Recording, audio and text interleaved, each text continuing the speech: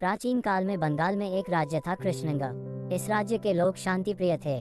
कला संस्कृति के प्रति इस राज्य के लोगों का गहरा लगाव था। कृष्णनगर पर ऐसे तो अनेक शासकों ने राज्य किया, किंतु जो प्रसिद्धि राजा कृष्णचंद्र राय ने पाई उसकी अन्य किसी से तुलना नहीं की जा सकती। राजा कृष्णचंद्र राय सहृदय प्रजापालक, हास परिहास में रुचि लेने वाले न्यायप्रिय शासक थे। उनके शासनकाल में कृष्णनगर की प्रजा हर तरह से सुखी थी, क्योंकि राजा कृष्णचंद्र राय प्रजा के दुख से दुखी, प्रजा के सुख से सुखी होते थे।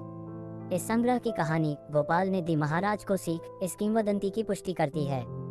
आमोद प्रिय होने के कारण महाराज कृष्णचंद्र राय के दरबार में विभिन्न कलाओं के विद्वानों को सम्मानजनक स्थान प्राप्त था। उनके दरबार में गोपाल नाम का एक युवक विदूषक के रूप में शामिल किया गया। गोपाल की तीव्र मेधाशक्ति, वाक्पटुता और परिस्थितिजन्य विवेक से कार्य करने की विशिष्ट क्षमता ने जल्दी ही उसे राजा कृष्णचंद्र राय के दरबार का खास अंग बना दिया। जिन दिनों कृष्णनगर पर राजा कृष्णचंद्र राय का शासन था, उन दिनों मुर्शिदाबाद का निजाम एक संकी नवाब के हाथों में था। कृष्णनगर के राजा के पास वह तरह तरह के विचित्रतापूर्ण पैगाम भेजता रहता था। एक बार उसने राजा कृष्णचंद्र राय से आसमान के तारों की संख्या पूछी, तो दूसरी बार पृथ्वी की लंबाई चौड़ाई का गणित जानना चाहा।